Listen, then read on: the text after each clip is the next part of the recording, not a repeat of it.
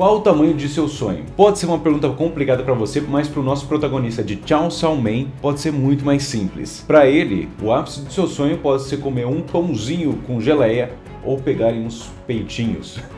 Não tá entendendo nada? Assiste isso daqui até o final, porque hoje eu vou analisar o primeiro arco. Na verdade, roubei aqui, vai ser 2 arcos de Chainsaw Man. Então relaxa, você quer conhecer um pouco mais da obra, ou você que já te conhece, eu quero te alertar sobre uma coisa. Será que você foi enganado sobre Chainsaw Man? Quer entender do que eu tô falando? Fica até o final, seu bando de demônios serra elétrica. Vamos lá.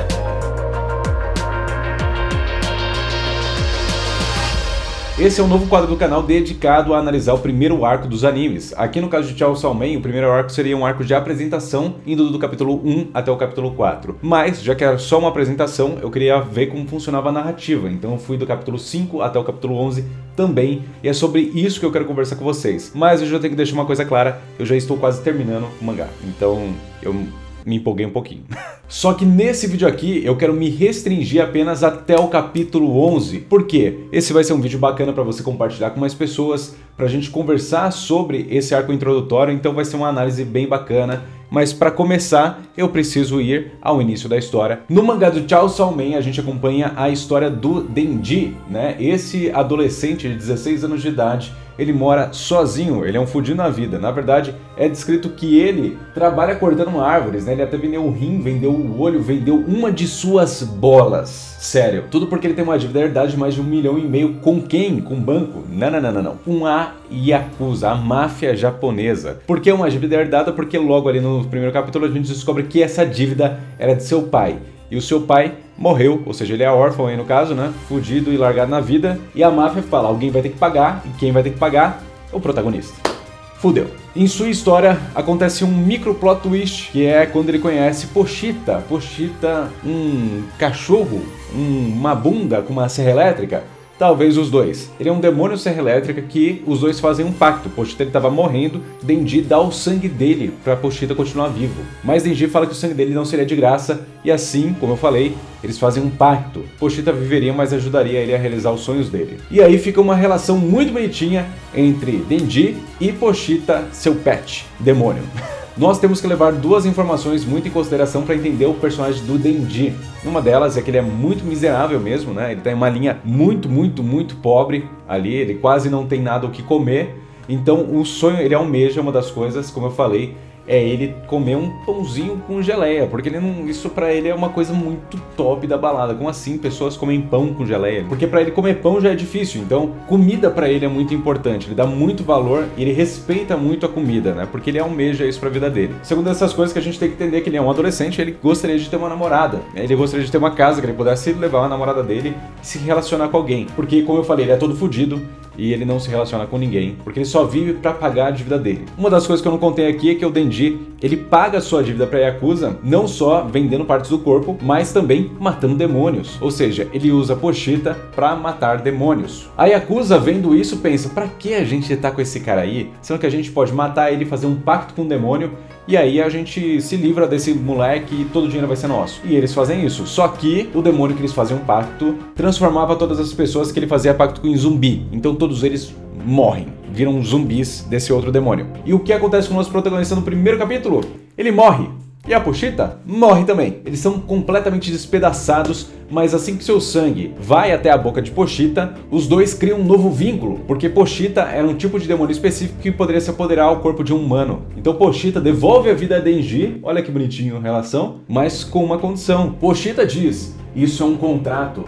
Vou te dar meu coração e em troca me mostre os seus sonhos. Denji volta à vida e agora com Pochita, o seu pet, né, como o seu coração. E com um upgrade, ele dá a partida no motor da Pochita, que agora está em seu peito, e ele se transforma em um demônio serra elétrica. Bem estiloso, por sinal. Ele dizima a horda de zumbis, e é logo nesse início que eu vi o que mais se destacava em Chainsaw Man, que são o quê? As cenas de ação. Tatsuki Fujimoto, que é o criador de Chainsaw Man, ele se destaca muito mesmo nessas cenas, e as cenas de ação são completamente bem desenhadas. E eu sei que é muito sujo, no desenho a gente fala que é sujo quando tem bastante traço, assim, é um pouco, né, não é aquele desenho todo clean, mas isso é proposital porque é uma carnificina que ele está retratando, é bem gore, né? Então eu acho que aí me chamou atenção porque eu gosto, particularmente eu gosto de filmes gore, então quando eu falei isso, eu falei, caraca, primeiro que o cara desenha muito bem essas cenas, é muito legal, é um desenho muito gráfico, é um desenho muito agressivo, e isso me chamou atenção porque eu gosto desse tipo de desenho. Então eu já falei, caraca, as cenas de ação vão ser boas, vão ser boas. Ele dizima toda a máfia zumbi e o demônio que transforma a máfia em zumbi, e na sequência nós somos apresentados a novos personagens, verdadeiros caçadores de demônio real oficial, e entre eles tem uma moça, que ele fala, me abraça. Ele fala assim, ele tá todo fudido ali, como serra elétrica e tudo mais, um demônio serra elétrica, e ele fala, me abraça, só que ela tem um rolê com cheiro, e ela fala assim, tem um cheiro estranho aqui que não é nem de demônio e nem de humano, talvez eles sejam os dois, não sei. E ela dá um abraço nele e ele volta a se transformar no que ele era. Então nós somos apresentados aqui a Makima. E descobrimos também os novos personagens que vão aparecer e também que o Denji é um excelentíssimo gado. Muito mesmo. E isso, você tá falando, Silvio, você adorou o primeiro arco então, né? Não, eu detestei, porque você precisa de mais um tempo para entender mais o personagem. A Makima, logo na sequência, trata Denji como um cachorro, tal qual, porque ela fala assim, bom, se você não trabalhar com a gente, já que você consegue se transformar em demônio aí, a gente meio que te mata. Então, ou você faz o que eu digo e fala sim, ou au au, literalmente trata como um cachorro, ou, sei lá, a gente mata. Ele vai trabalhar com mais pessoas, ele é apresentado ao seu parceiro que é o Aki Hayakawa. E o Aki Hayakawa, ele tem motivações muito claras para virar um caçador de demônio, ou seja, ele quer vingança. Então você vê que existe com clareza quais são as motivações dos personagens ali do lado, né? Então os personagens eles têm alguma motivação e eles querem alcançar alguma coisa. São personagens que em sua construção eles são bem diretos ao ponto, né? Ele quer vingança, ele quer se vingar dos demônios e é por isso que ele é um caçador de demônios. Legal. E também trata o Denji como um merda, porque o Denji também é parte demônio. Então ele fala, mano, você simpatiza com demônios, você é um bosta. Você é uma merda. Trata ele que nem cachorro também. Ao fim desse arco introdutório, nós conhecemos uma personagem, a Power! Sim, a Power. Personagem que muita gente, eu aposto que já gosta, e muita gente vai gostar quando sair um anime. Porque a Power, ela é Power, e não é brincadeira. O nome dela, ela se apresenta como Power. A Power é uma possessa, ou seja, ela foi meio que possuída por um demônio, mas ela manteve a sua sanidade, né? A única característica que sobrou dela ali demoníaca é que ela tem pequenos chifrinhos, mas ela é um demônio do sangue. O que é isso? Ela se corta e o sangue dela vira vários rolês que ela quiser. Você vai entender bastante isso quando, no arco de apresentação dela, ela já faz uma marreta gigantesca com sangue e explode um outro demônio. Bem maneiro, Power mesmo. Bem Power. Ao final desse primeiro arco de apresentação, ele consegue algo que ele almejava tanto, que era comer uma torrada com vários condimentos. E isso é a realização de um dos sonhos dele. O outro seria ter uma namorada. Ele é bem gado e a gente vê isso porque ele se apaixona por tudo que passa na frente dele, né? Ele vê a Makima e se apaixona pela Makima, ele conhece a Power e se apaixona por ela, fala, meu Deus do céu, meu Deus, mulher, mulher, mulher. Ele só fica pensando nisso. Ou seja, ele é uma pessoa com desejos muito simples. Ou complicados. Não sei. Do capítulo 5 ao 11 é o arco chamado Arco do Demônio Morcego, mas na verdade é o arco dos peitos. Vou te mostrar por que isso daí. Porque o Denji, ele é um protagonista que tem, como eu falei, desejos muito simples, né? Ele tem sonhos simples, né? Não é nada muito nobre. E ele se questiona várias vezes, né? Ele vê várias pessoas tendo sonhos muito nobres. Nossa, ele tá ali buscando vingança porque alguma coisa terrível aconteceu com ele. Aquele outro ali, eles estão querendo salvar as pessoas. E eu quero fazer o quê? Eu quero pegar em peito. É isso. Porque vai que eu morro. Eu quero isso da minha vida. Eu já comi, quero continuar me alimentando bem, é isso. Ele é muito questionado também em relação a isso. Nós vemos que a Power, agora como uma de suas colegas de trabalho, ela engana ele. Por quê? A Power tem uma gatinha que se chama Nyako. Só que a Nyako tinha sido sequestrada por um demônio morcego. E em um gigantesco resumo que eu vou fazer aqui, basicamente, ela tenta fuder com o Denji, dando ele como sacrifício para o demônio morcego se recuperar, bebendo o sangue dele, e assim ela teria de volta sua gata. Mas não é bem assim que acontece. Porque o demônio vai lá e engole a gata dela. Sim, a Nyako. E depois Power, né, fala, caraca, como assim? Ela vai lá e é engolida também pelo demônio morcego. Denji, mesmo tendo sido feito de trouxa, decide agir. Por quê? Por que você me pergunta? Porque lá atrás a Power tinha prometido uma coisa pro Denji. Se ele ajudasse a recuperar a gata, ele pegaria no peito dela. É sério. E começa outra cena de ação muito boa, muito bem desenhada, entre um demônio serra elétrica e também um demônio morcego. Esse arco é muito importante porque a gente entende um pouco como funciona o universo de Chainsaw Man. O demônio, ele é mais forte ou mais fraco dependendo do quanto as pessoas têm medo desse demônio. Exemplo, o carro ele pode matar pessoas, então talvez seja um demônio mais perigoso. Mas sei lá, se for um demônio jujubinha, ele não vai ser um demônio muito poderoso. Sempre quando um demônio nasce, ele nasce com nome e é daí que vem a sua força, o nome que ele tem. No caso da Power, é um demônio do sangue. Deu pra entender? Legal, interessante. A luta é porradaria completa, é bem gore, e nós vemos aqui Hayakawa usando um golpe mais estiloso que eu já vi nos últimos tempos, que é o Kon. Nesse momento descobrimos que Hayakawa tem sim um contrato com um demônio também, que é um demônio raposa, e é muito foda, porque quando ele chama, invoca esse demônio, o demônio pega parte do corpo dele, mas ele também consegue aí abocanhar, né, uma cabeça de raposa gigantesca que parece e plau! Ao fim desse arco, lembra que eu falei que na verdade esse arco era sobre os peitos? O que acontece? O que acontece, meu querido? Os três vão morar juntos, a gente descobre Power, Aki Hayakawa e Denji. E a Power olha pra ele e fala assim, lembra que eu te prometi que você ia pegar aqui, ó? Vem. E aí, sabe o que acontece nesse momento? O capítulo acaba. Mas Silva, eu lembro que no começo do vídeo você falou que a gente tinha sido enganado por Chainsaw Man. Eu lembro que você falou isso. Sim, eu falei e eu já vou te mostrar por quê. Mas o que eu achei da história? Depois que você lê até o capítulo 11, você consegue entender bem a relação dos personagens. Eles são bem apresentados, então a gente vê que o Denji não é só um tarado qualquer. Ele é um adolescente que tem objetivos muito rasos, né? E isso é dito na história. Então é construída a personalidade dele. Não de maneira gratuita, que ele quer fazer aquelas coisas, mas é porque comparado com os sonhos de outras pessoas, ele até mesmo admite que os sonhos dele são bem limitados, porque ele nunca teve expectativa o suficiente que a vida dele seria mais do que o lixo que ele vivia. Então, por esse motivo, ele quer o básico da vida. Ele quer se relacionar com alguém, ele quer fazer certas coisas antes de morrer, porque ele não tem expectativa. Então conseguiu unir duas coisas pra mim. Eu gosto muito de gore, eu gosto de sangue, eu gosto dessas cenas e elas são muito bem feitas, não tem como falar que não é. Essa cena aí até se destacou pra mim. Ele, né, com a Power nos braços, fazendo completa alusão a Pietá, né, sabe? A Maria com Jesus nos braços. Caraca, isso é bastante utilizado também em HQ, o pessoal usa bastante várias obras clássicas como referência e aqui a gente vê uma Pietá invertida. Muito bonito. Ah, eu gostei demais. As cenas de luta e de gore, de ação, me conquistou real.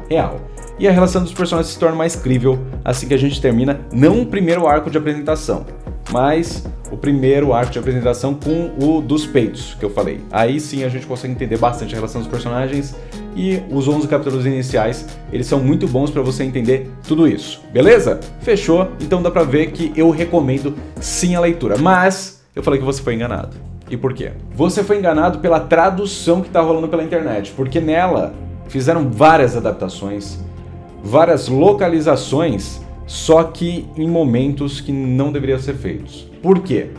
Me falaram que a tradução tava muito ruê, muito zoeira, e eu falei, tá bom, não tem problema nenhum, se eles estão adaptando e localizando, tá tranquilo. Mas eu falei, vou ler. E eu li tudo também que eu falei aqui, em português e inglês. O inglês, no caso, porque o próprio Manga Plus, né, da Shueisha, ele tem ali o Chainsaw Man em inglês no site. Então é uma tradução oficial indo do japonês para o inglês. Em vários momentos eu vi que os BRs, eles foram lá e traduziram do inglês pro português. Qual o problema disso?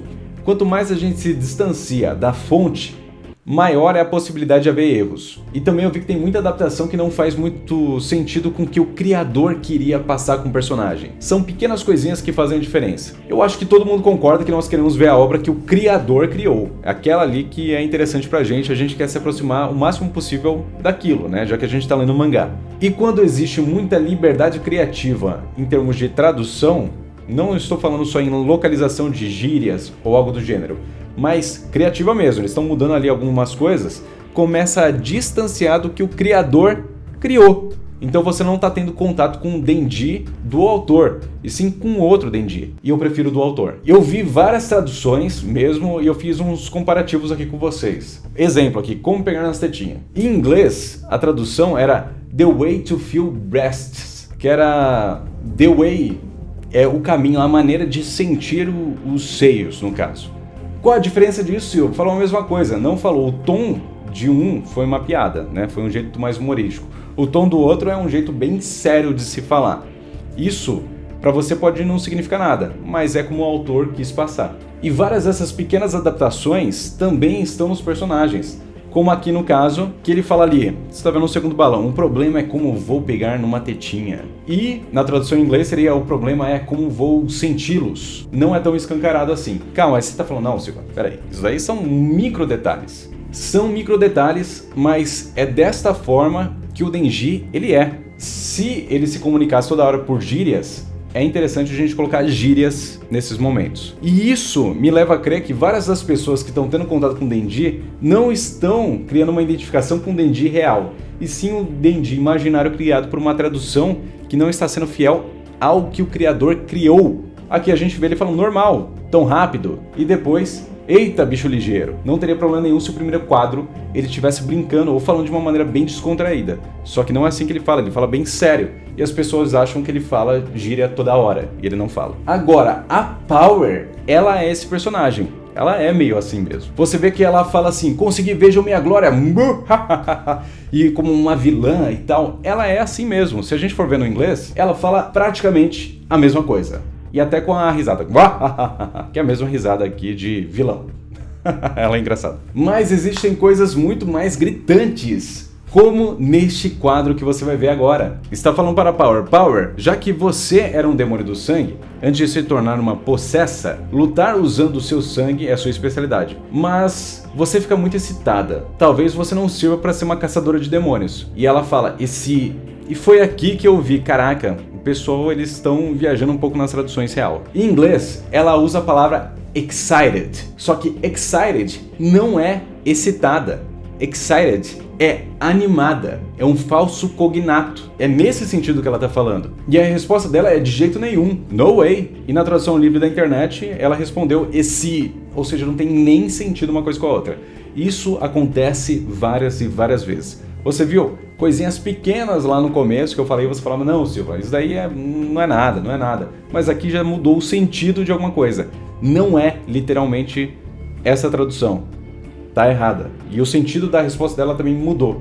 Ou seja, talvez quem você está lendo não seja quem o criador criou. Por isso eu oriento sempre vocês entrar em contato com a tradução oficial. Eu consigo entender inglês, então eu consigo assinar sites oficiais de leitura para conseguir entender ali uma tradução do japonês para o inglês a mais próxima possível. Mas aqui nós temos a Panini no Brasil que está fazendo o lançamento.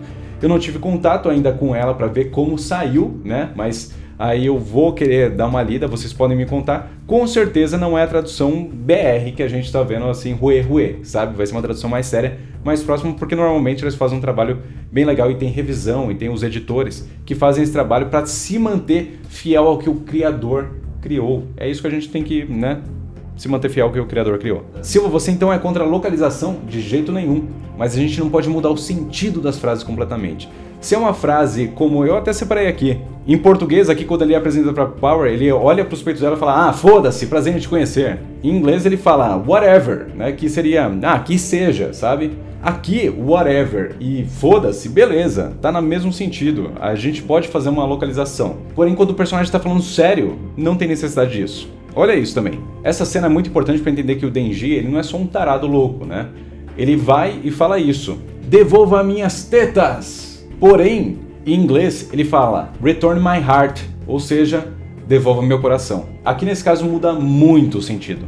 E por mais que posteriormente ele fala que dentro de você tá as tetas, que eu quero pegar alguma coisa assim, mostra que ele tem relapsos entre ser realmente um adolescente que só quer pegar em teta e uma pessoa responsável que fala de maneira comum e não tarado 24 horas. Deu pra entender? Eu não sou nem por um segundo contra a localização, desde que não muda o sentido do personagem, como ele é, o jeito dele de ser. E aqui nós vemos vários erros e vários momentos que a gente muda sim o jeito que ele se comporta. Que ele não estava sendo de uma maneira e ele se tornou mais, talvez, brincalhão e carismático pela tradução.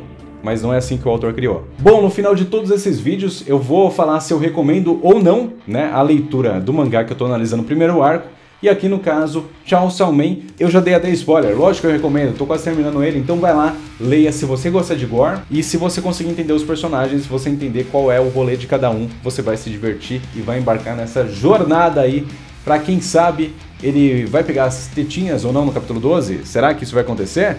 Você tem que ler pra saber, tá certo, pessoas? Muito obrigado, aqui embaixo eu vou deixar o link até da Panini, ali da Amazon, se você quiser comprar, usa o meu link, porque pelo menos eu ganho uma comissãozinha, tá bom? É isso, pessoas, espero que vocês compartilhem com bastante gente, que mais pessoas que curtam Chainsaw Man conheçam esse canal, porque vai ter muito conteúdo, só basta vocês estarem aqui comigo, tá bom? Deixa o anime sair e deixa eu analisar mais coisas, que eu vou fazer um vídeo falando sobre o mangá inteiro, vai ter análise de personagem, vai ter curiosidades, vai ser bastante conteúdo de Chainsaw Man, então se vocês curtem, compartilhem com mais gente que curta. Quero vocês aqui nesse canal, se inscreve nele e ativa o sininho para receber as notificações, e até o meu próximo vídeo deste quadro que se chama Primeiro Arco. Tamo junto, até o próximo vídeo. Comenta aqui o que você achou de tudo isso e o que você acha do primeiro arco de Chainsaw Man. E também o que você achou desse rolê da tradução. É isso, pessoas. Obrigado por estar aqui. Até o próximo vídeo e tchau.